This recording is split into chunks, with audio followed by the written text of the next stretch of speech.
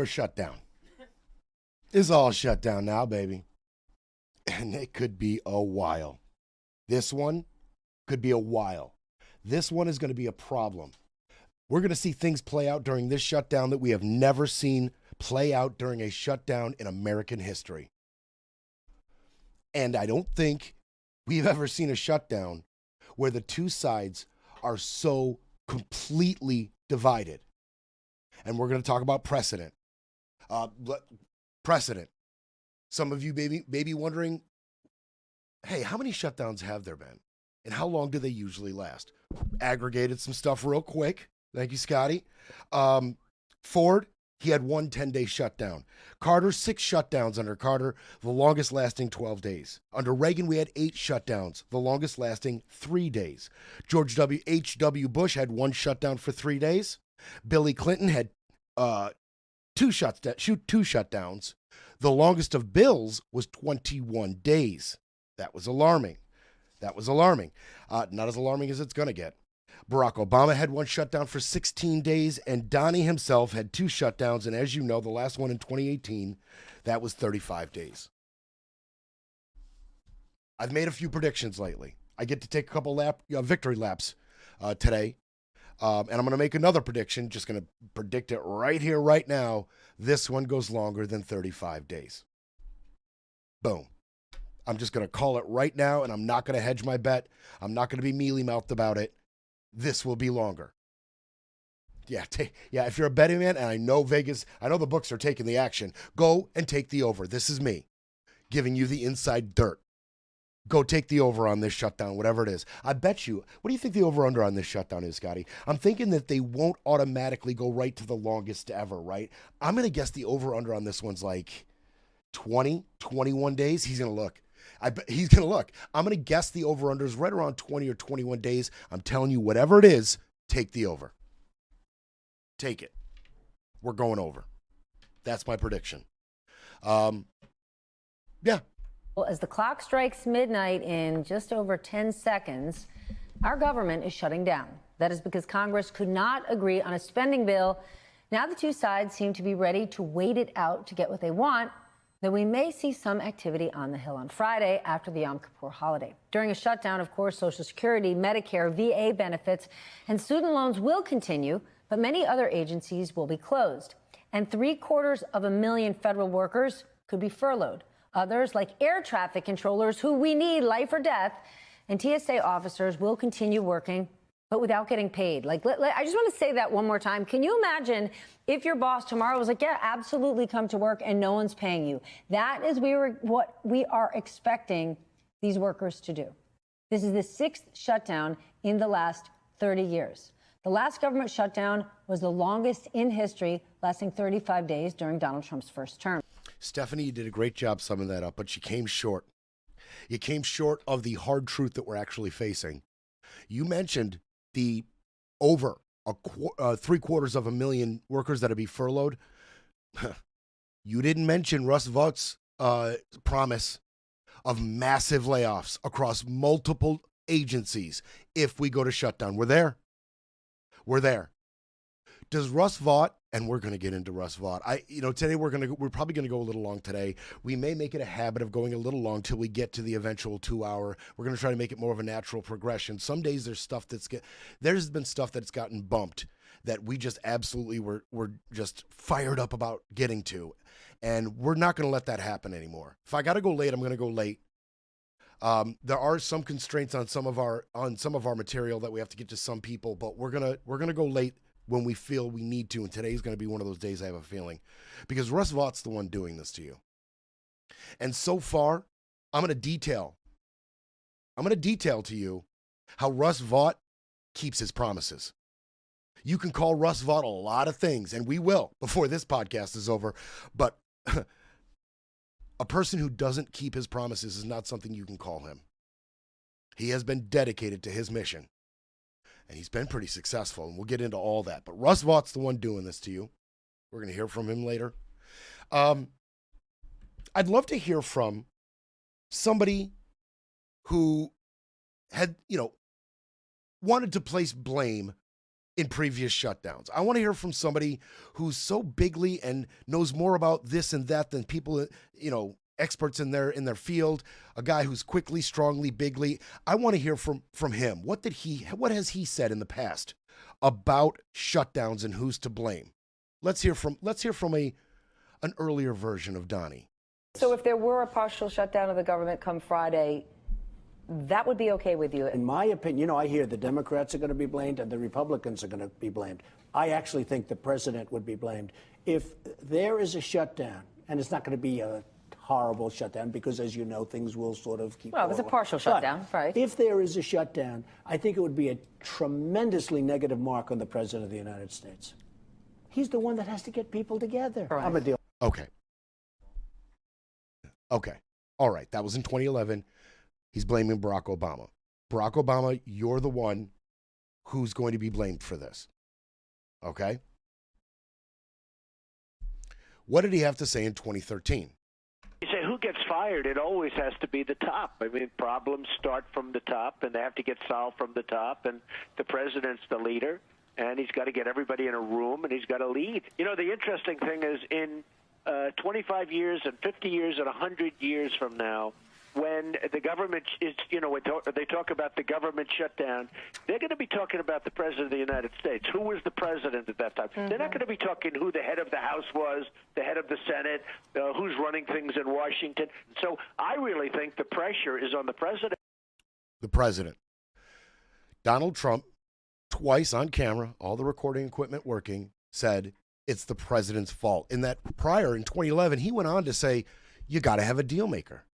You got to have a deal maker. He's not a deal maker. I'm a deal maker. Somebody like me could make a deal. Somebody like me could bring these people together. You need a deal maker. He's not a deal maker. 2013, ultimately, it's the president's fault. Okay, great. I agree with you, Donnie. This is the president's fault.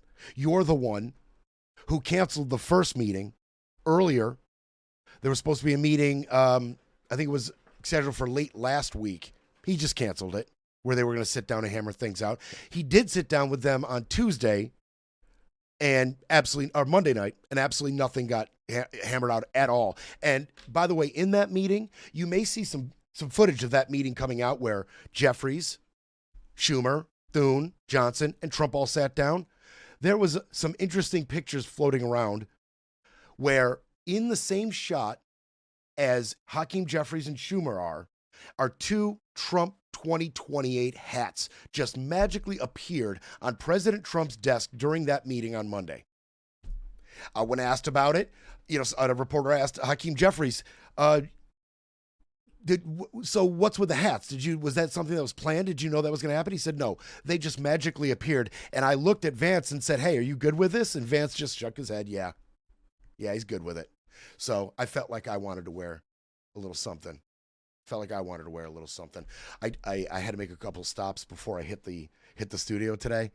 And I got three disdainful looks, disapproving looks from three older gentlemen, including one of the people that worked at the Walgreens I was going into. He was very upset with my shirt. And on the way out, one very jolly and friendly Spanish lady was clapping in her car and thumbs-upping me, and pointing to her chest. So I got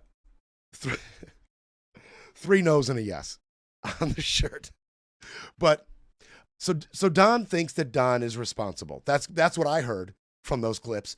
Don thinks Don's responsible for this shutdown, and I agree with Don. Agree with Don. You know who is aware of what Russ Vought plans to do? Don. Of course he is, because he's doing everything Russ wants him to do every step of the way. All the big plays, especially concerning the budget, all the big moves, those are Russ's moves. Russ is the one playing chess. Donnie's just a piece on the board. Russ is the one moving the pieces around. And Donnie knows what Russ plans to do, and he even alluded to it. Say about the state of the Democrat Party when they have a 33% favorability rating on average in recent months, and they're willing to shut down the government over health care. They are shutting it down. We're not shutting it down. We don't want it to shut down because we have the greatest period of time ever. I told you, we have $17 trillion being invested. So the last person that wants it shut down is us. Now, with that being said, we can do things during the shutdown that are irreversible, that are bad for them and irreversible by them, like cutting vast numbers of people out, cutting things that they like, cutting programs that they like. And you all know Russell Vought. He's become very popular recently because he can trim the budget to a level that you couldn't do any other way. So they're taking a risk by having a shutdown because of the shutdown, we can do things medically and other ways, including benefits. We can cut large numbers of people out. We don't want to do that, but we don't want fraud, waste, and abuse. And, we're cutting that. But they want to have illegal aliens come into our country and get massive health care at the cost to everybody else, and we don't have it. And that's I would say, the number one reason that they want to strike is to get illegal immigrants health care.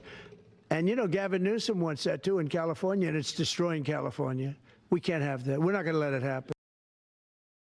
So he tells you right there, we can do things that they don't like with the budget. See, those were some of the powers handed to him in March when Schumer and 8 other Democrats went along with the last continuing resolution that handed him all of these powers over the budget. Well, he's threatening to use them now. This is what the Schumer detractors were talking about.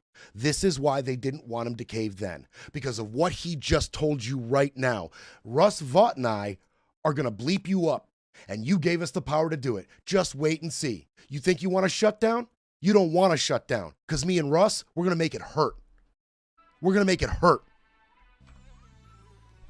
Layoffs. Agencies being cut.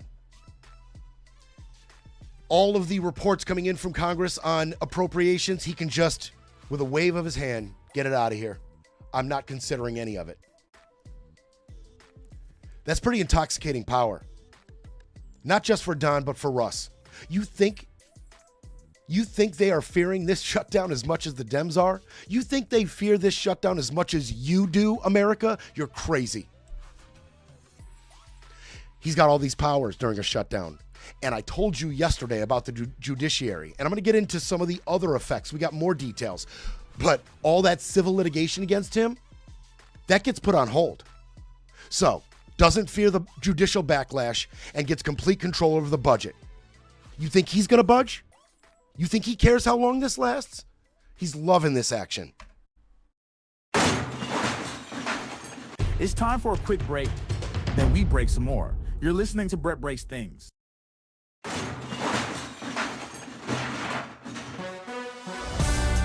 Now back to Brett Breaks Things, smashing spin, silencing the noise, and keeping it all facts, no fluff. So Trump, he said a lot of things there, and we're going to address them. He mentioned his taskmaster, Russ Vought. He mentioned illegal immigrants getting health care, and he mentioned the powers he has to cut funding wherever he sees fit. He's going to make it hurt, lay off people. We're going to get to that stuff. We're going to get to it piece by piece. I was just handed, as I was wrapping up that last segment, Scotty just handed me a piece of paper. Trump, I'm talking about Russ Vought, and I'm talking about waging war on congressional power, waging war on political enemies, using the OMB, right? I told you a long time ago when we started this podcast that Russ Vought is doing this to you. And Russ Vought in the position of OMB director could do more damage there than any of these other directors. And you're seeing it, as Scott just hands me. Russ Vought has canceled $18 billion in funding for New York City infrastructure projects. Just canceled them. First thing he did, canceled. The Hudson Tunnel project, the 2nd Avenue subway project, done. Announced it on X. That's how we do things now, by social media. That's how we do things, right, Kash Patel? We're in the middle of a sensitive FBI investigation into a murder that just happened. We go to X, right? We go to X with what we've done. We go to X to clean up our messes when we realize we were wrong. We go to X, right? We go to social media. Trump goes to social media to crap on the Constitution when he just openly tells Pam Bondi, not asks, not suggests, tells Pam Bondi that James Comey and Lisa Cook and Adam Schiff, pardon me, and Letitia James are guilty as hell, and she needs to charge them, indict them. That's what we do on social media now, right? That's where the most important decisions coming out of our administration are announced to us. It's pathetic. It's pathetic. So they couldn't come to an agreement. Democrats like Hakeem Jeffries. I did want to address one thing Hakeem Jeffries was saying.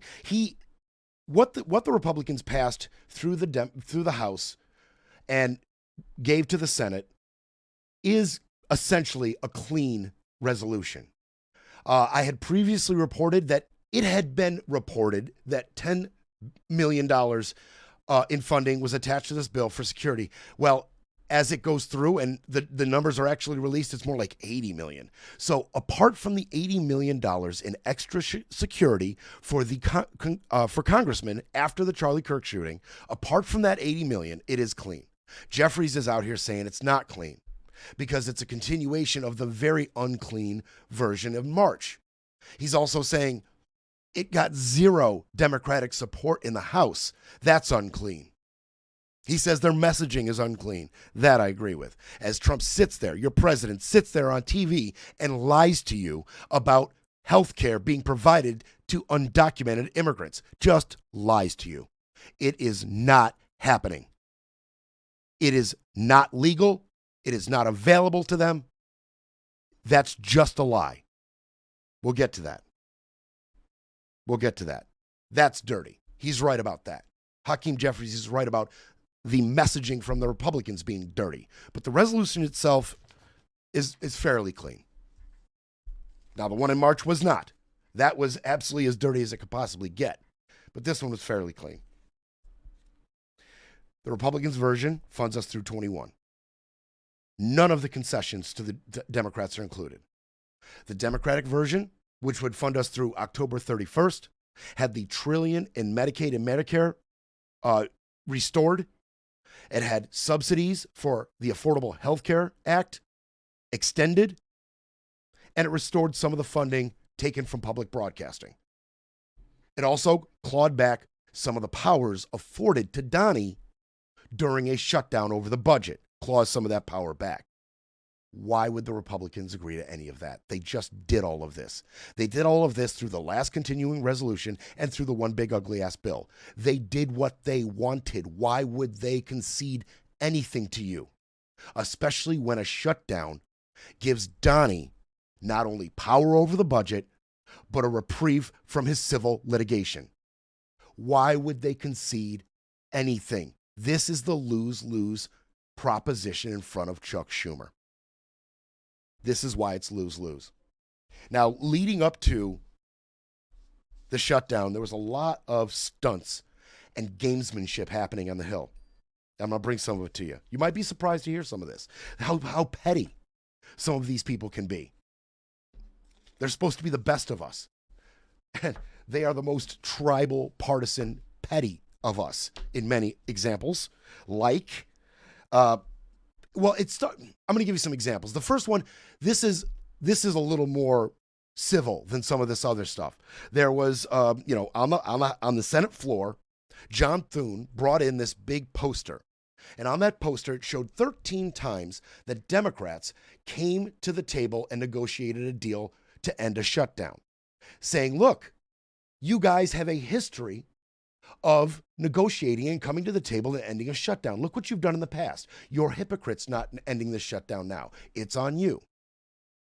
When he was done speaking, Schumer, he starts pointing at that little board and he starts approaching Thune and he wants the board. And at first Thune's like, what do you want? What do you want? You want a discussion? What do you want? And Schumer's like, no, let me use the board. So Thune handed it over. That was nice. Thune handed it over. Schumer propped it up. And he said, yeah, look at this board. I'm proud of this board.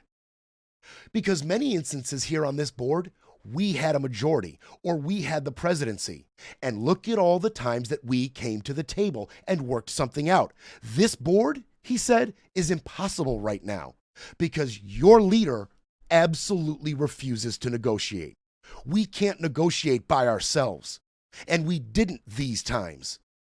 It took two. And it still takes two.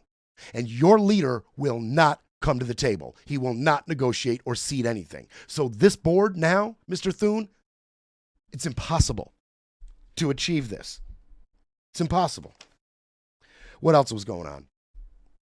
Mike Johnson looped some footage together of Democrats looking like they're responsible for this shutdown.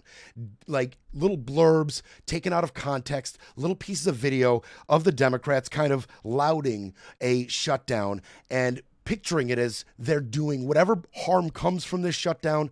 The Democrats are doing it, right? So this video. And then he took this on a big TV and wheeled it out in front of his office. So when the tour came through, that's what all the people on the tour of the Capitol saw. And from all accounts, people on the tour ignored the television and were trying to turn up their earpieces because there's a recording that plays in their ear to guide them along this tour. And they were mostly just annoyed by this. So not only did he not see anybody in this tour, he impeded the tour itself with this propaganda piece stuck out in the hallway on a rolling television, like when the substitute teacher would come in and teach English class and just immediately put the video in and then wheel the TV out in front of the class and turn the lights out. Just like that. He's not going to talk to the American people about what's happening. Here, just get this little piece of propaganda. At one point, now the House is right now not in session, okay? The House is not in session. It's not in session because what Senator Mike Johnson did, what House Leader Mike Johnson did was he passed the Republicans' version of this continuing resolution and then shut down all voting, right? Passed their piece, didn't even bring the Democrats' version to the House floor, passed right along party lines the Republicans' version of this continuing resolution and handed it to the Senate. Said, it's in your court now, John. It's your problem now. The House Republicans did their part. So once they passed theirs, he immediately shut down the House. All right? He immediately shut down the House. Well, the House still convenes. Okay? It still convenes every 3 days in what's called pro forma. Okay? Every 3 days, a de facto House leader comes in. And right now, it's Davidson. I can't remember his first name now. Right now it's Warren Davidson. I'm sorry, out of Ohio. Right now, Warren Davidson out of Ohio is Mike Johnson while Mike Johnson's not there. Okay. And every 3 days he comes and the House convenes and he kind of says some stuff and then they all go home after just a brief meeting and then they all go home. Anybody who wants to bring anything to the floor during this pro forma time, it has to be complete consent by the House. They can't vote on it with everybody gone. So the people who are around during pro forma, they have to all completely consent to anything. So when they were bringing in everybody for, a routine pro forma session, they began the Pledge of Allegiance. All the House Democrats sat down, the ones that were there, about 100 of them, sat down in their seats because the Republicans aren't there, but the Democrats are. They stayed. The Republicans left, just so we're clear. All the Democrats sat down with big signs that had Mike Johnson's face on it with an X through it like Ghostbusters, and it says, missing in action. Missing persons. Just being clever. But you want the dirty pool? You want the dirty game, the dirty pool that the Republicans are playing? I told you, once they passed their bill, they shut down the voting. That was Mike Johnson. Well, Miss DeLorio, Rosa DeLorio out of Connecticut, she wanted to put forth a proposal to fund some of the more crucial aspects of the government during this pro forma session. So she stood up and she asked to be recognized. And what did Mr. Davidson do? He talked over her to complete the session. As there's language to wrap up the session and then hit the gavel and they go home, as she's saying, Mr. Speaker, I'd like to put forth a proposal, she was drowned out. And to help her drowned out was one other Republican who knew that it only takes one Republican to shut down full consent, and they began speaking over her as well. The two of them spoke right over her, hit the gavel, and the Democrats exploded. They exploded. They demanded she be heard, and the Republicans walked out. That's the dirty, dirty. And they were screaming, shame on you, shame on you, shame on you. That's the dirty. I mean, Mike Johnson, Mike Johnson. We're going to get to Mike Johnson because I'm going to get to, in just a little bit, the ACA that they keep fighting over. And I told you there's two Mike Johnsons. There's the calm, cool, collected Mike Johnson that speaks slowly and judiciously and kind of knows what he's talking about and knows how to get in line with whatever propaganda he's spinning at the time and is confident. And then there's the uncomfortable, speed-talking, lying Mike Johnson caught off guard. Well, I got some of the latter for you, and we're going to bring that to you. Caitlin Collins is good at her job. Caitlin Collins does much more research than Mike Johnson does, and she beat him up. He was not ready for it. We're going to talk about it. We're going to talk about it. We're going to show you rapid fire lying Mike Johnson in just a second. We'll be back to break it all down. You're listening to Brett Breaks Things.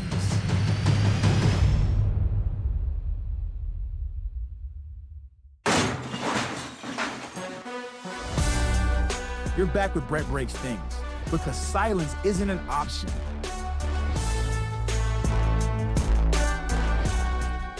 All right. So I'm going to catch you up, and then we're going to get to some more videos. The Republican version, which funds through November 21st, that just had the extra security for congressmen in it, that passed the House, got to the Senate. Johnson wouldn't bring the Democratic version that funds us through October 31st, wouldn't even bring it. Both of those hit the Senate. Now, the Senate went and voted on the Democratic version. Not that it would have mattered, but they voted, and they voted no, 53-47. Well, they also voted on the Republican version.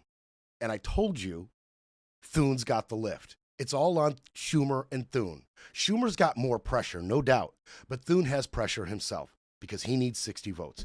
And the Republican version failed. Just like I said it would fail, it failed. It failed 55-45. Okay, it failed. Now, I told you two Republicans said that they would not vote for the Republican version, Susan Collins and Rand Paul. I have also told you that Susan Collins likes to run a good game in front of the cameras and say the right thing in front of the cameras like she did leading up to the One Big Beautiful Bill, and then she waffles or gets, compensated in some way. Well, it looks like it happened here again, because although she said the right thing at first, she voted for it. Rand Paul, however, voted no. He also voted yes for the Democratic version, for the Democrats' version. How about that? He voted yes on the Democrats' version and no on the Republican version. And this is why I tell you he's the sneakiest little snake of them all. Because Rand Paul does not represent most of America's needs and wants and fears. But sometimes he acts like he does. He can confuse you. He's the sneakiest little snake of them all. He really is. Other Democrats that voted yes for the Republicans' versions. Well, there's the double agent John Fetterman. We were all excited when he got the Senate seat in Pennsylvania. Turns out he was a double agent, a lot like Joe Manchin and Kristen Sinema were. Not really Democrats, right? And it turns out Fetterman's one of them. And he voted yes for the Republican version. No surprise, Angus King also voted yes out of Maine. Angus King voted yes. So neither got passed, just to catch you up. Neither got passed. And the Democrats are saying, and they do see this for what it is. They're saying, look, we know a shutdown is bad. It's bad for the American people and it hands Donnie power. We don't want the shutdown. But this time, we absolutely are not going to negotiate if A, you don't include the priorities of the American people, which is the Medicaid, Medicare funding restored, and the ACA subsidies. For the most part, the ACA subsidies continuing, getting extended. That's what the American people need. And not only if you don't include those will we not sign a continuing resolution, if there's no guarantee that Don and his new powers in the OMB are just going to reverse anything you agree to now. What's the point of coming and negotiating with you if Don's just going to unilaterally cut the funding right after we finish? Because he can, and we know he can, which is why it's so critical that we claw back some of his power over the budget. This is democracy on the line. The budget is the safeguard. The president not having unilateral power over the budget is one of the safeguards to him having too much power. It's one of the safeguards, one of the crucial elements of checks and balances. And they are eroding it. Russ Vought is going to war against it. And we can't sit down and negotiate with you unless you take back some of the power he has to nullify any deal we make. It's that simple. Now, in 2018, that shutdown, the way it got resolved, it will never happen like that again. It will never happen like that again. It's going to be tribal warfare with you getting hurt going forward for the foreseeable future, at least. What happened in 2018? Trump wanted a bunch of money for his border wall. The Democrats, they wanted assurances for the Dreamers, for DACA. And they negotiated. And they negotiated. Okay? Back then, the Democrats, 10 of the Senate Democrats were facing re-election. Okay? And there was a lot of worry about backlash if they were perceived to be at the cause. If they were perceived to be the cause of this shutdown, these 10 senators specifically were very afraid of the outcome on their elections. There was a lot of pressure in the Senate. And some of these senators, they sat in Senate seats in states that were carried by Trump. Very perilous. We're talking about North Dakota, Indiana, West Virginia, Missouri, Montana, and Florida. They wanted a way out of this quickly. They were extra motivated, some of these senators, to come and make a deal. And they negotiated, and eventually they did come to a deal. Now, then neither side got what they really wanted. Trump didn't get his border funding. He tried to do it through other means later. Congress blocked him. He never got the border funding. It eventually took one of his famous emergency acts, to get the funding, to divert it from the military to get the funding for the wall. That was Russ Vought, by the way. Russ Vought cooked that one up. We're going to get to him. He cooked that little gem up. And the Democrats, they settled for a promise by Mitch McConnell that they would have meetings and debates right after the continuing resolution to talk about funding for the Dreamers, assurances for DACA. They held those meetings, and they had 3 separate proposals, and every one of them got shot down by the Republicans. Nobody got what they wanted. The best sign of a great deal is when both sides walk away unhappy. That's a good deal, and that's exactly what happened in 2018. Well, this time around, it's a little different.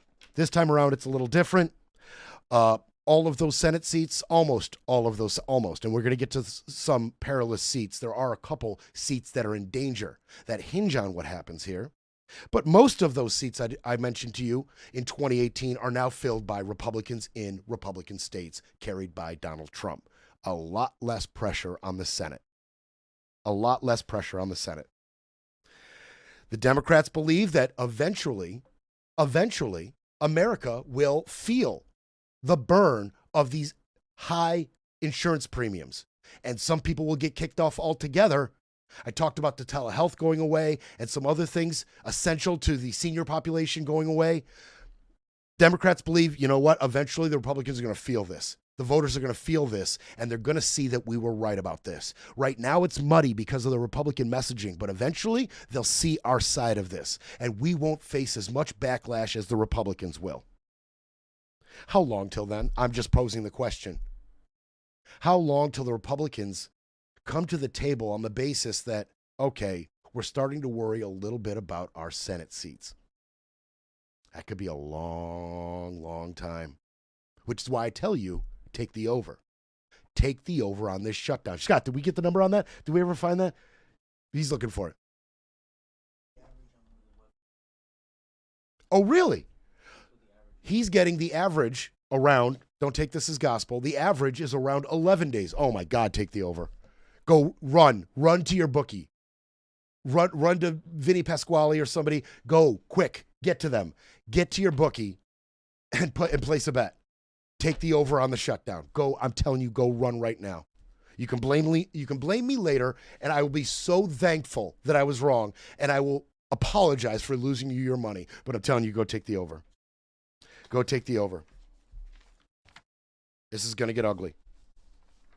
All right, let's talk about that lie, because that lie about the ACA and the lie about undocumented immigrants getting health care is what's driving the Republican talking point. And they went on TV to talk about it. When I say they, I mean both sides. Elizabeth Warren talked about it.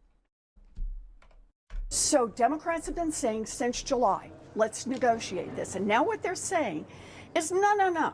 We want you to give up this little opportunity that you've got here. And maybe some point down the line, we will talk about health care for the American people. You know, I just want to say, if fighting to reduce the cost of health care and avoid a coming catastrophe is not worth fighting for, then I don't know what is. So they're fighting for it. They're fighting for you. That's great. I talked about this game of chicken the day this story hit my desk, and I said the Democrats are going to flinch. I still feel like that's true. When this shutdown ends, although Elizabeth Warren is putting together a great fight, great talking points, rally points, I believe you, Warren. I believe you care about us and our health care. I still think it'll be the Democrats that flinch. I do. I think it'll be such a flinch, such a cracking of their spine that it'll be essentially this clean resolution that is already being voted on. And by the way, Scott just mentioned it got voted on again today. They're trying in the Senate, exact same voting lines. Oh, and they voted on the Democrat one again. Both of them exact same? Both of them exactly the same. Both of them exactly the same. I feel like you're getting what's happening here. The Senate needs 60 votes to pass both versions, either version of this continuing resolution.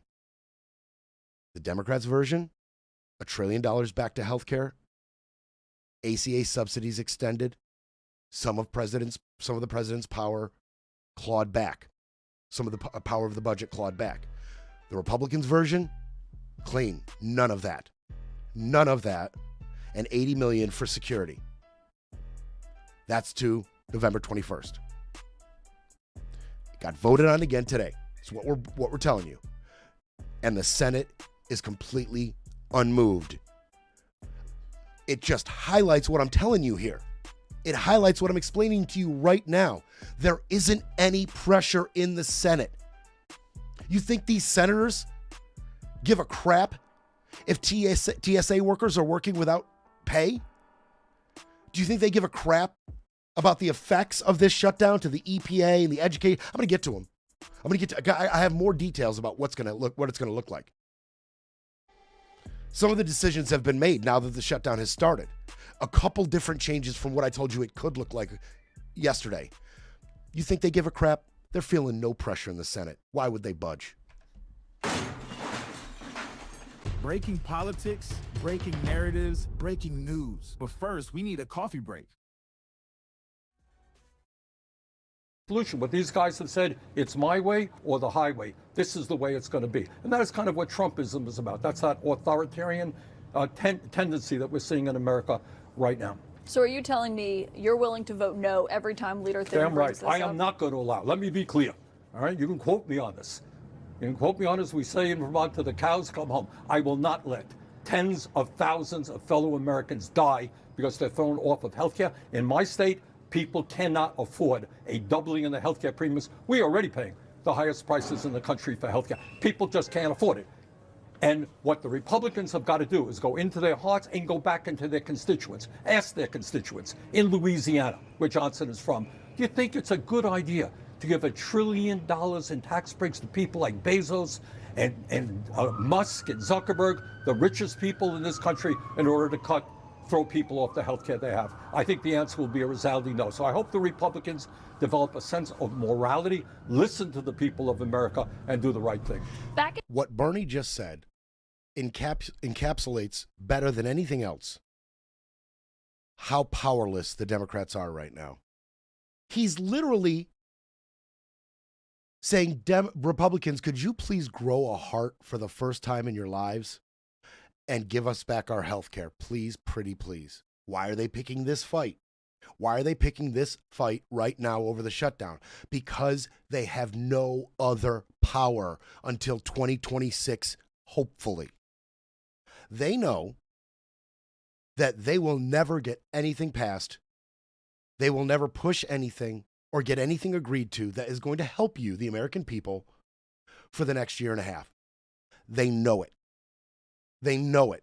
And this is the only chance they have to possibly do anything.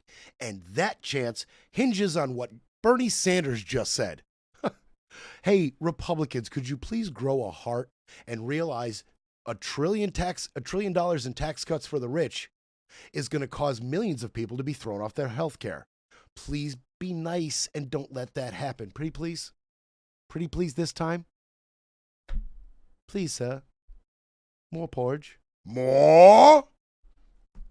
It's not going to happen. Not under this Republican leader.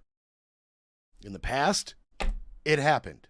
In the past, groups of people got together and made deals. I'm gonna actually highlight some of that, but let's nail down and get to Mike Johnson getting run over by Caitlin Collins. Let's nail this down once again. The portion you need to understand about the Republicans' talking point. The Dems are trying to fund $1 trillion worth of health care for undocumented immigrants. That is their claim. Migrants in the country illegally are not eligible to enroll in ACA. Period.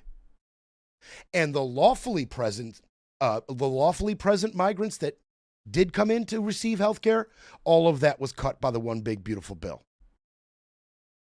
Okay? Get that clear. The only way the federal government pays for undocumented immigrants to receive health care is in emergency situations.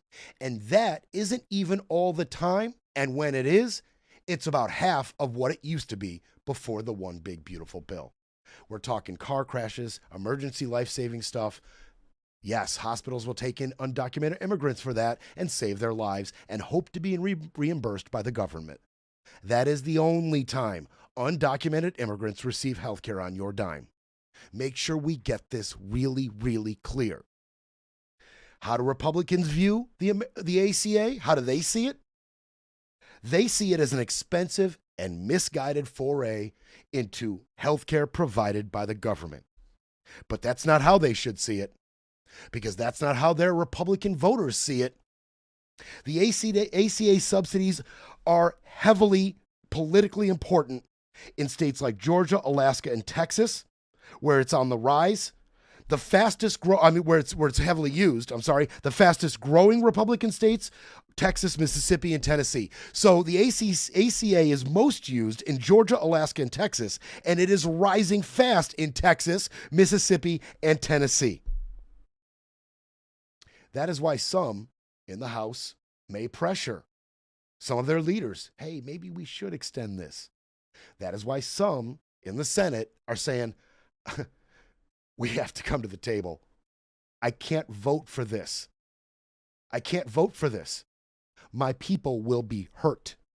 Okay? Some leaders have floated a 1-year extension or around there for the subsidies. Some Republicans who do want to come to the table, they said, hey, we'll come to the table, but we have to cap the eligibility. You have to bring the eligibility down. We can't have fraudsters or rich people taking advantage of this, or who we deem rich. We got to cap the eligibility to this. But some are willing to come to the table in terms of ACA extensions. Some will. Some will. Mike Johnson, he spoke to Caitlin Collins about this. You want to hear that fumbling, stammering, stuttering, lying Mike Johnson version? You want to hear that one? Caitlin Collins lets him have it. happen if that counterproposal was enacted is illegal aliens would be paid for. American taxpayers, hard-earned dollars, would be paying for benefits for illegal aliens again. We're not doing that. But it's against federal law for people who are here illegally to get healthcare. And that's why our reforms are so important to enforce all that. What the important thing to remember is what's happening I didn't see that in the Democratic proposal that people who are here illegally should get healthcare. No, because they don't have the level of specification that we had in our bill. It will unwind that, and all those things that the CBO just verified will be reversed. We can't afford to do that. But you see my point, that there's nuance in the argument that you're making, right? No, that is a red herring in this debate. Mike Johnson will get out there and lie that lie, baby. He knows what his job is. He knows how in peril his seat could be if he doesn't say and do the right things. So he's saying, no, Caitlin, that's a red herring. Caitlin's saying illegal, undocumented immigrants don't receive health care through federal funding. He's saying that's a red herring. Mike Johnson is lying on TV. President Trump is lying on TV. I don't care what color you vote for or support. Facts are, they just lied to you. The upper echelon of the Republican Party is lying to your face. And why are they lying? Because they have no defense for what they're doing. They have no defense for the facts of the matter, which is they gave $1 trillion in tax cut to the wealthy and took your health care to do it. So they have to lie. I'm not saying stop supporting them because of that. If you still support this president, nothing I say in this show is going to stop you. But just know they think you're stupid. They think you have no access to facts. They will say anything, and the test is on you. Will you just repeat their lies blindly? Are you a loyal MAGA foot soldier? Knowing the truth, will you go repeat their lies? Caitlin Collins continues this line. We're rolling the greatest hits on our social media. Yeah, I'm just saying that the point about giving people who are here illegally health care is not exactly what is in their proposal. No, it is 100% what their immigrants proposal. who have legal status, No, and you're just Caitlin, disagreeing you're on who's eligible. No, I looked at it, actually, because I was curious about your argument yesterday. You should study the CBO's analysis that they just put out a few weeks ago. Yeah, I saw that about the 1.2 million people. You're basically arguing about who has legal status, people who are seeking refuge here or seeking asylum. No, I'm making sure that we are making sure in our provisions that we sign into law have ensured that health care benefits go only to eligible U.S. citizens. Chuck Schumer's proposal. Federal law was not being enforced. That's the whole point. We had to fine-tune that so that we could strengthen the health care program. That's what we did. So what he's saying to Caitlin is, it was in there. The truth was in there for like 1.5 seconds. Yeah, it is federal law, but the Dems were breaking the law and stealing your money and giving it to undocumented immigrants when the truth is what they cut out, what he mentioned right after that is in the one big beautiful bill, we fixed it. And we're not going to, go back on that. We fixed what the Democrats were frauding from you. We fixed it. What they actually did was make sure that lawfully present immigrants, like those seeking asylum or refugees or those whose status is in flux, he took their health care as well. So let's be real clear about this little liar's point. At the very end of that exchange, Caitlin's saying, you keep lying about undocumented immigrants being federally funded in health care. It's federal law that they cannot do that. And he finally said, well, yeah, that's federal law. But the Dems are breaking the law, and we're fixing it. And that was a lie, too. They simply just took access from more people. Please, I encourage anybody to come behind me and fact check that. I encourage you. This particular article I just read a little bit from was from the Wall Street Journal. Start there. WAPO's also done some excellent stuff on it. Please go right behind me. Everything I just told you is the truth. It still exists. Even if half this country denies it, it still exists, the truth.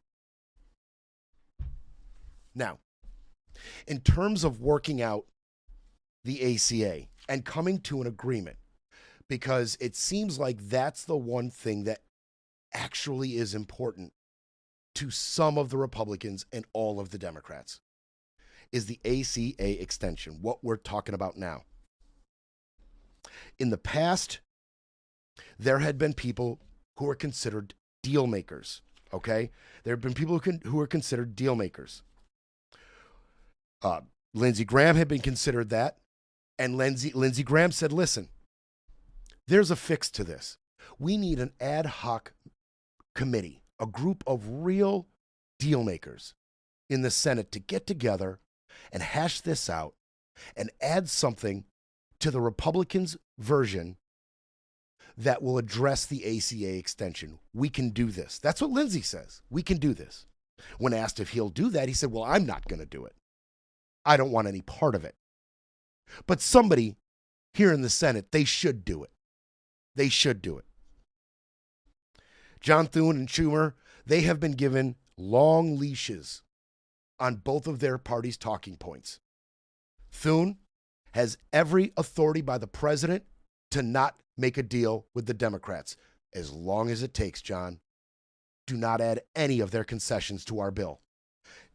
Schumer, this time around, is willing to go all the way for the Democrats. Not only is he very much wanting to avoid a dip in popularity in his state, but he sees the fruits of going along with the Trump agenda to make it easier on the American people. He's seen the damage that causes. He is resolute that he will not do that again, and his party is giving him a long leash to stand and fight. It's going to be a while. I mentioned to you last time, in 2018, some seats were hot. This time, not so much. But there are three seats that will come up in the midterms, 3 Senate seats that are hot. We're talking about Susan Collins, John Husted out of Ohio. Susan Collins is in Maine. John Husted in Ohio, and John Ossoff in Georgia. It is estimated that those 3 are facing very tough races. Very tough races. None of the senators sitting in battleground states like Arizona, Nevada, Pennsylvania, and Wisconsin are up for re-election until 2028 or 2030. Okay? And there are a couple other seats that are going to be contested by the two parties, but there's like 3 or 4 more, but those are held by people who are retiring. So no pressure there, right? No pressure there. So no pressure on the senators in the battleground states, no pressure on the senators that are retiring. Who is there pressure on? It's John Ossoff, it's Husted in Ohio, and Collins in Maine.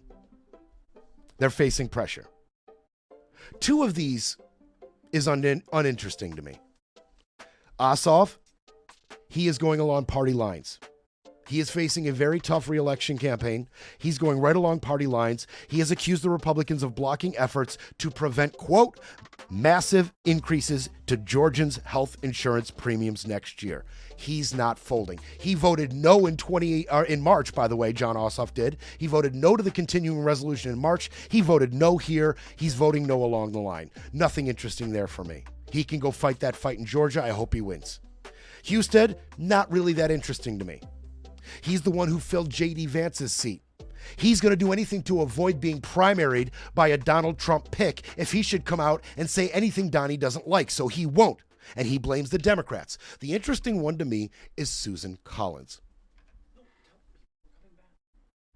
Oh, real quick. Sorry about that. By the way, we're coming back for another segment. Sorry, Scotty's all mad at me. I totally forgot. I got caught up in a point. We're coming back for another segment that's going to go as long as I want it to go. I promised you the stuff on Vought. I want to finish up the effects on the shutdown. So stay with me into the next hour. We're going to go long. Thanks, guys.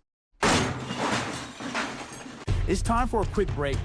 Then we break some more. You're listening to Brett Breaks Things.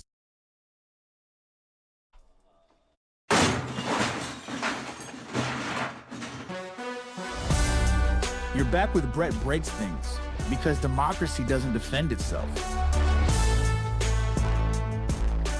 By the way, and thank you for coming back. We're officially in overtime, and this one's just going to go as long as it goes because I want to get to this stuff, period. And we're trying to transition into a longer show.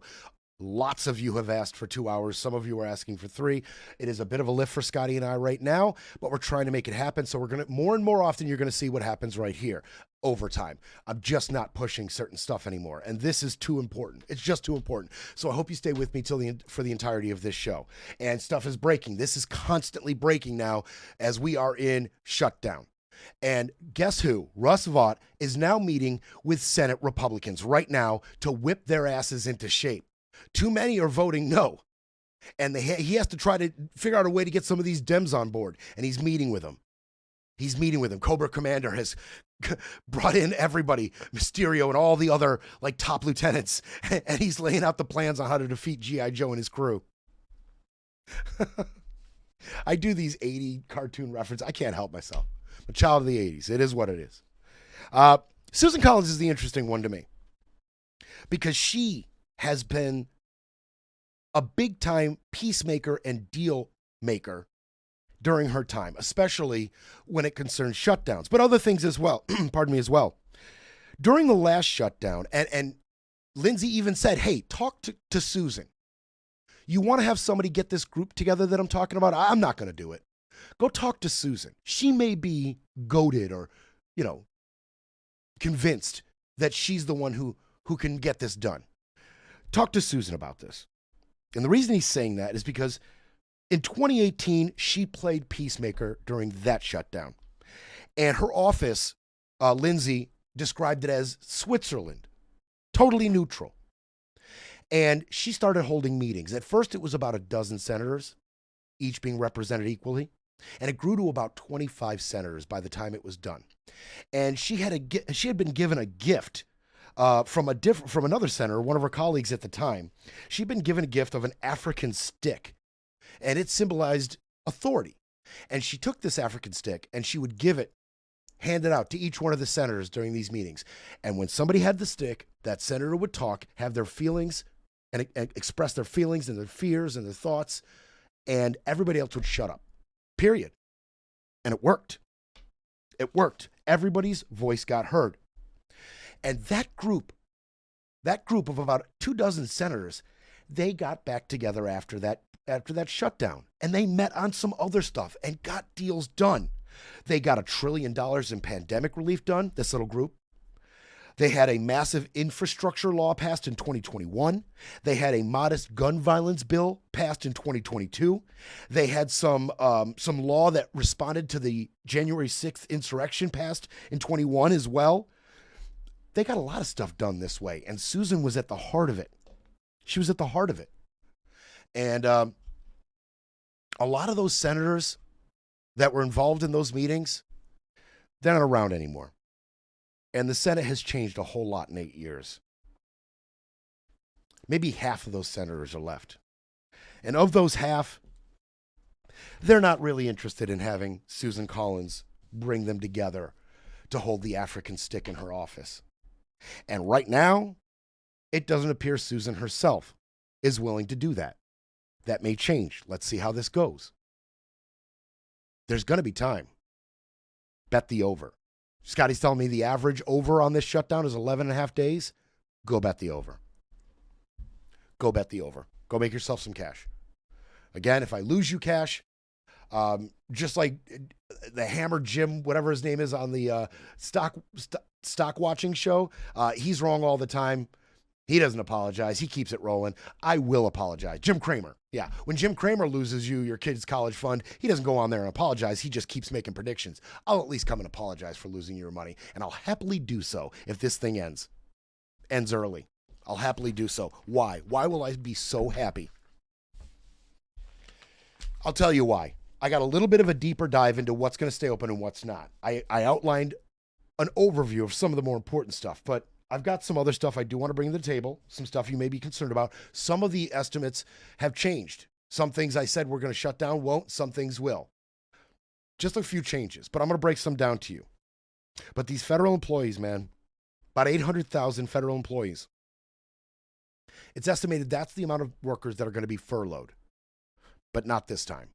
They're being nice. Stephanie Ruhle didn't want to get into that. She didn't go down that road. That Russ Vought promised to lay these people off, fire them, not furlough them, fire them. I'm telling you right now, Russ is going to begin it real soon. If not today, tomorrow, by the weekend. Thousands of federal workers will be fired, not furloughed, fired. Thousands. Thousands. Okay? Bureau of Labor Statistics, they won't be collecting or releasing any data. And by the way, called this one too. Called a couple things. Called this one. After that last labor report came out, now you remember 2 reports ago, McIntyre, who was the commissioner of the BLS, got fired because Don didn't like the numbers. He put in E.J. Anthony, who he called brilliant. Still does. E.J. Anthony had his BLS release numbers that still weren't favorable. As a matter of fact, they were worse than McIntyre's numbers. And guess what happened to E.J.? You fired. He fired E.J. Anthony. Just did it. Fired him. And they're looking for a replacement. They still call him brilliant, but they didn't give a reason for the firing. But you know the reason for the firing. The BLS, the Bureau of Labor Statistics, released numbers he didn't like, so he fired somebody again. That's what he does. So, BLS, they won't be collecting or releasing any data. That affects the Fed. We'll get to that. Private businesses, what about the private sector? Last shutdown, Lockheed Martin, for instance, who is heavily connected to the government through contracts, they furloughed 3,000 employees.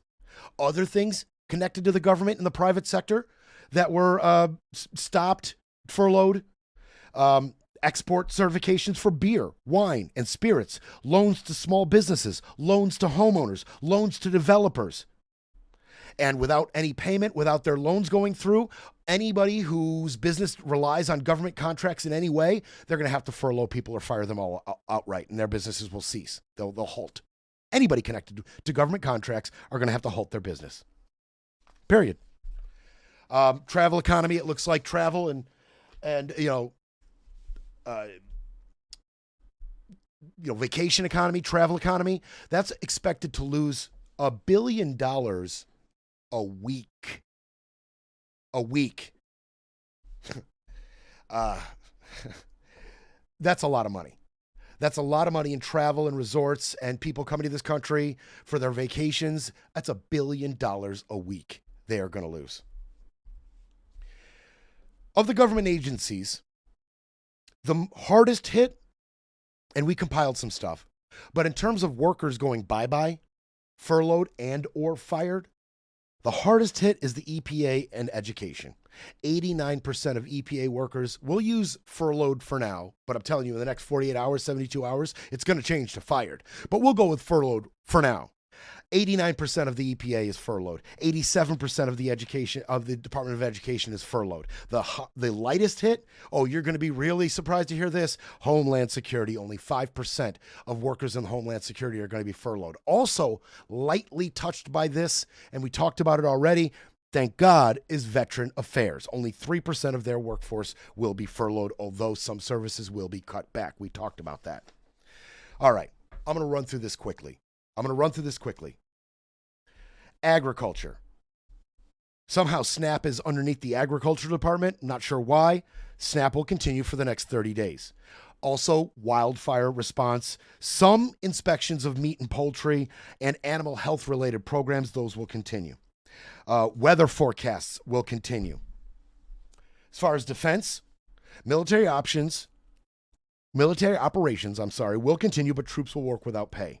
And recruiting and training will continue. No new defense contracts. Hence the Lockheed Martin furloughs last shutdown. You're going to see that again. As far as education, it's a big one. Disbursement of student aid through the Pell Grants and federal direct student loans, those will continue. Title I and individuals under the Disabilities Education Act, that will continue. Thank God. New grants, they will cease. And review and investigation of any complaints about civil rights abuses in education, those will all cease. Donnie likes that action. Big time. Mention the EPA. Emergency and disaster assistance will continue. Protection of EPA land and buildings will continue.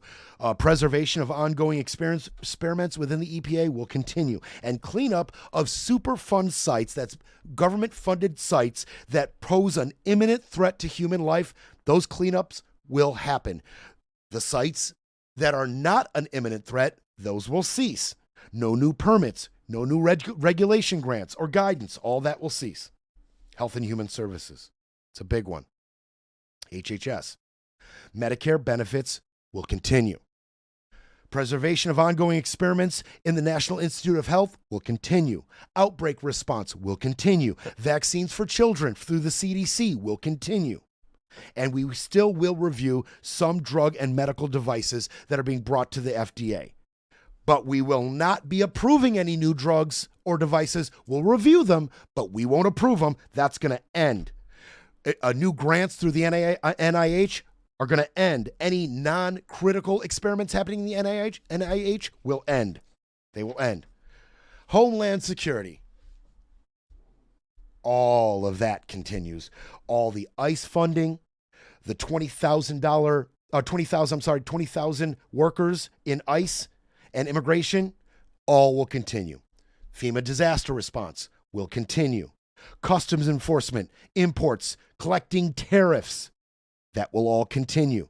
Citizens and green card applications, although delays will occur, green card application and citizenship application will continue. How about that? That was an upset. And the duty of the transportation security like TSA, that will continue without pay like the military. That will continue without pay. Justice Department. We talked about this. Criminal litigation, that will continue for now. Criminal litigation. And the work of the U.S. Marshals and the FBI, the Bureau of Alcohol and Tobacco and Firearms, Drug Enforcement Agency, all will continue. And they will continue to maintain federal prisons. Good. That's good. Thank God for that. All civil litigation, that ceases immediately. Yeah. That's the action that Donnie really loves. All civil litigation ceases immediately. And they're not training any more officers. They're not training any more like officers for the court or different peacekeeping functionality. They'll stop training, stop recruiting for a little while. Labor, mandatory inspections of investigations of mines will continue. So they'll still inspect and investigate mines to make sure the mines are safe. And unemployment benefits will continue. That's great, right? That's great. Social Security, those benefits will continue. Wonderful. I was wrong about the visas. In the past, in the 2018, no more passports and visas. Those will actually continue, and the U.S. embassies will continue to function. I talked about traffic. I talked about veteran affairs. So that's a better overview of what will continue and what won't. Now the BLS, they're not going to give you any more data for now. They're not going to collect any more data, and they're not going to give you any more data. And the Consumer Price Index report will end for now. That is bad for the Fed. Very bad for the Fed.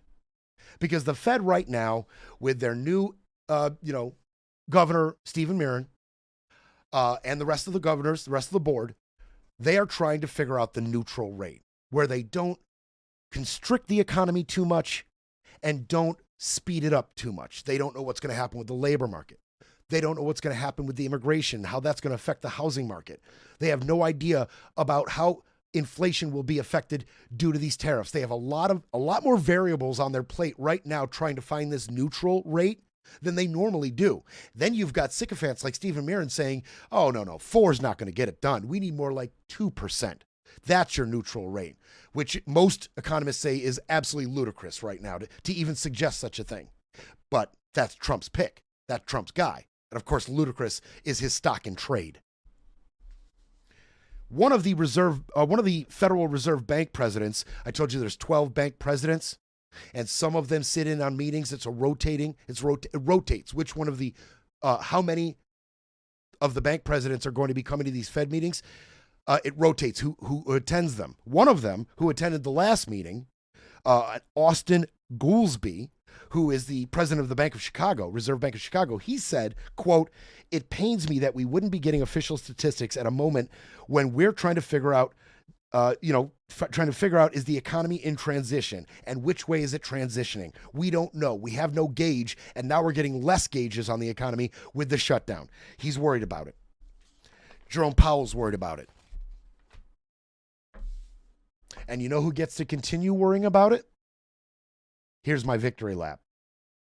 Lisa Cook gets to go back to work and worry about it. I told you my big prediction, and I got pushback on this, and I understand why people thought I was wrong about this. Oh, I get it. But I said, look, I really think the Supreme Court will not stay Gia Cobb's decision in the lower court to put Lisa back to work. That was the original decision by Gia Cobb. Lisa, go back to work. Then an appellate court held up her decision. So it went to the Supreme Court, and the Supreme Court refused to stay Gia Cobb's decision. That means Lisa Cook is going back to work, at least until January. The Supreme Court is giving the administration and Lisa Cook's lawyers a chance to formulate their case, get their arguments in order, and come back in January, and we'll talk about it. It's Humphrey's executor v. the United States. That is the precedent at stake here. That is what they're going to really decide. Can Trump fire everybody, including Fed governors, or is the Fed off limits? That's what's really at stake. Can Trump fire Fed governors with absolutely no cause? They will decide in January. But for now, Lisa Cook gets to worry about the interest rates. She's back at work. Russ Vought. Russ Vought. His name keeps coming around and coming around and coming around. And so I'm going to catch you up on who he is and what he's doing and what he has been doing since he's been put back at the head of this administration. All right, we're going to talk about Russ Vought now. Russ Vought, youngest of 7 children, grew up in Connecticut. All right. He said, quote, he watched his parents dragged down by big government when he was a child. There was even a quote in his Senate confirmation during Trump's first term. He was put at the head of the OMB at Trump's first term. And he said during that confirmation, my parents worked really long hours to put me through school, but they also worked long hours to pay for the government in their lives. And I have often wondered what they would have been if they were free to build without having to give to the burden of the government. What they would have accomplished with their life, basically, is what he said. That really sums up who this dude is. He graduated Wheaton College, which is an evangelical Christian school in Illinois, and went to work for Senator Phil Gramm. Okay?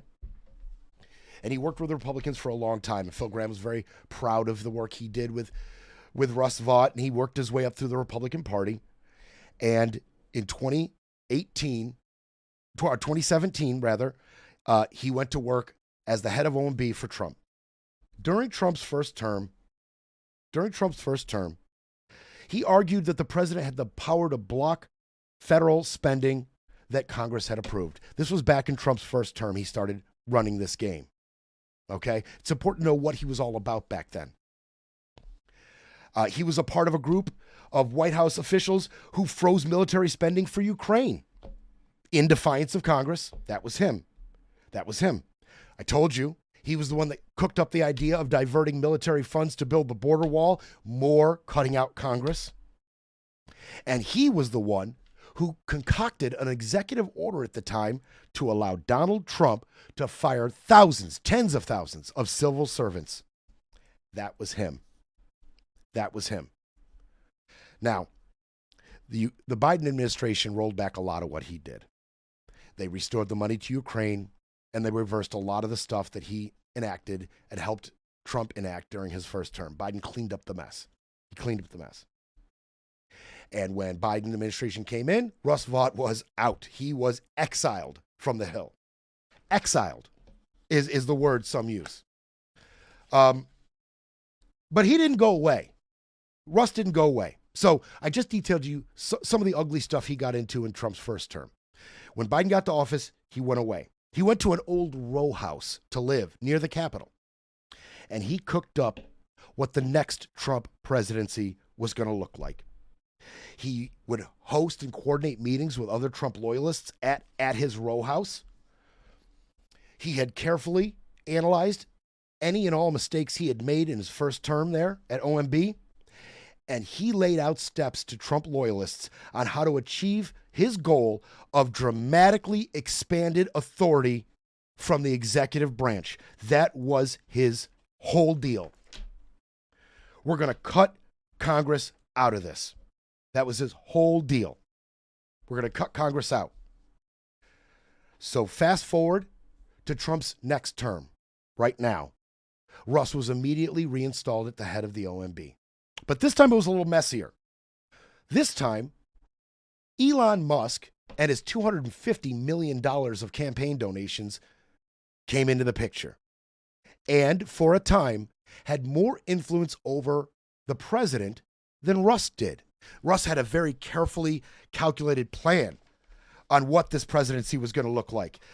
He had written a shadow docket, what was it called? A shadow, paper, a shadow budget. That's what he called it, a shadow budget. He had written a shadow budget, right, on how to detail the power of the OMB and how to use it against the Democrats and against democracy. And that shadow budget, it included deep cuts to Medicaid, foreign aid, scientific research, and a lot of other stuff. This 104-page shadow budget. His outline for what OMB would do when he's back in power. And that shadow budget was heavily used in Project 2025. Project 2025 was mostly influenced by his shadow budget. It was Russ Vought.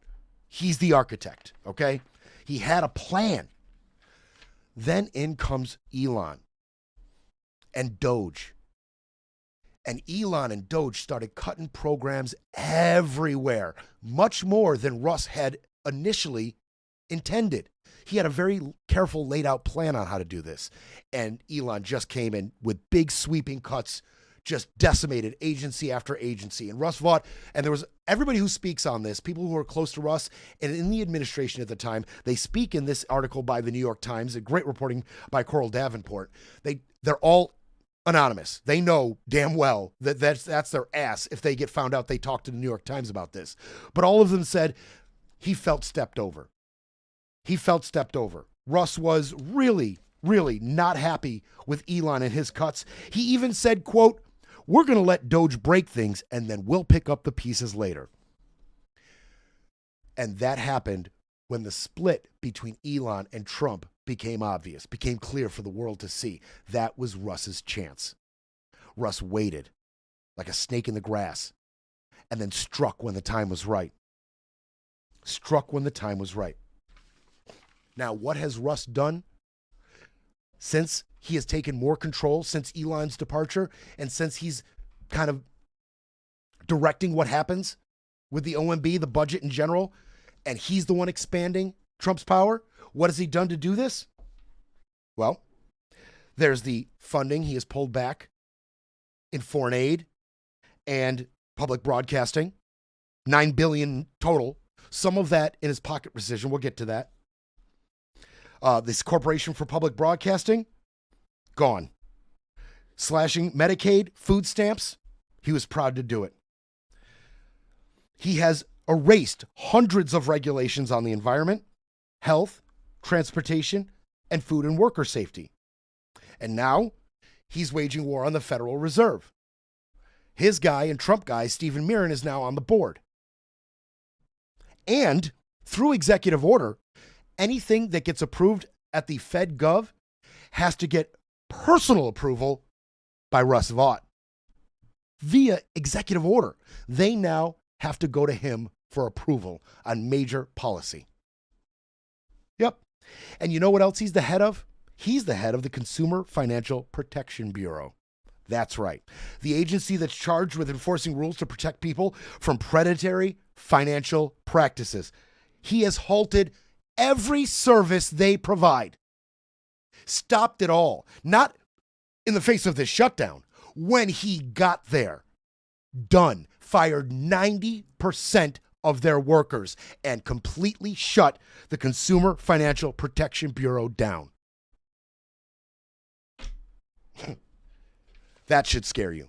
Randy highlighted that months ago. She couldn't believe it.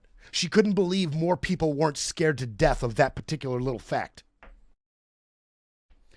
Everything he's doing is intentionally engineering a legal battle over Congress's power of appropriation and Trump's executive power.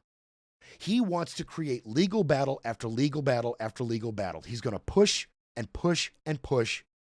So every single decision that he and the president makes gets battled over in court, because he knows that any of these battles, any of these legal battles that he has created, could eventually end up at the Supreme Court. And they bought and sold that a long time ago.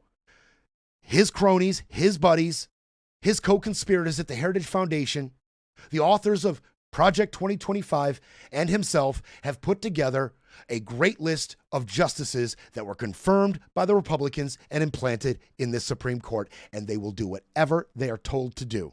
Almost anything, as they let Lisa Cook go back to work. There's that. I'll be fair. But he knows all of these legal battles that I create will end up in front of SCOTUS. And that's our majority. Those are our people, our picks.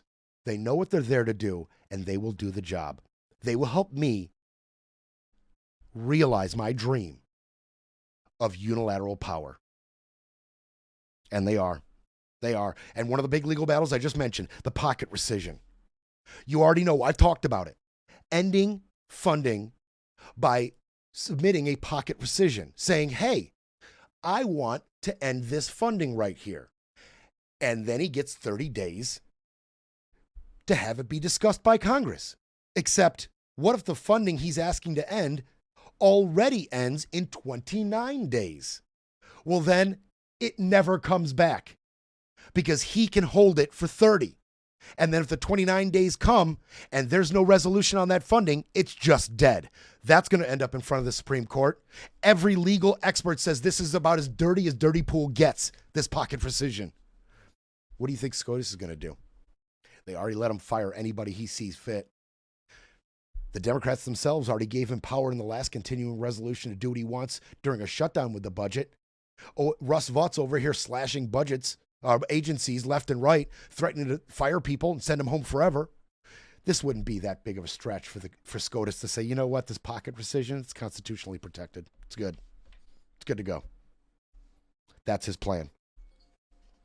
That's his plan. That's Russ Vaught's plan.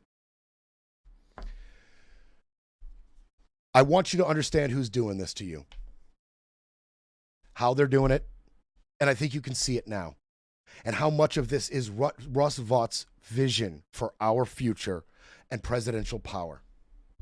Now, we could roll a lot of this back with a majority House, Senate, the executive branch, if things go our way during the midterms and then again during the next election. A lot of this could be rolled back. How many of you in my audience truly believe that we will, A, have elections in 2026 or presidential elections in 2028? I'm just putting it out there, right? You've seen him use emergency acts to halt other things and do other things that were previously constitutionally unthinkable, and then have the Supreme Court uphold it. What happens if he declares a different type of emergency? And you know what? Elections just aren't viable right now. We got to put that on hold. Or B, that if we do have elections, that they will be free and fair. I've heard from so many of you who absolutely don't believe the last ones were, who don't buy that many Democrats sat home over the Gaza situation. It is strange. I have not and will not come out and say last election was rigged. I need some evidence. But I've heard from you, and some of you make very compelling arguments. Does all of you in my audience, all of you catching this right now, do you believe that those two things are not a real concern? Do you believe we'll just go into the 2026 midterms with a free and fair election and have power handed over to the Democrats, because all polling shows that's what's going to happen? And do you agree that in 2028, we have a free and fair presidential election? And that Trump and Vought and Hegseth and Bondi and Patel will just say, okay, we lost. Pieces. We're out. Audi 5000. We did our damage. We're gone. Do you think that's even a possibility? I have my doubts. Thanks for sticking around with me.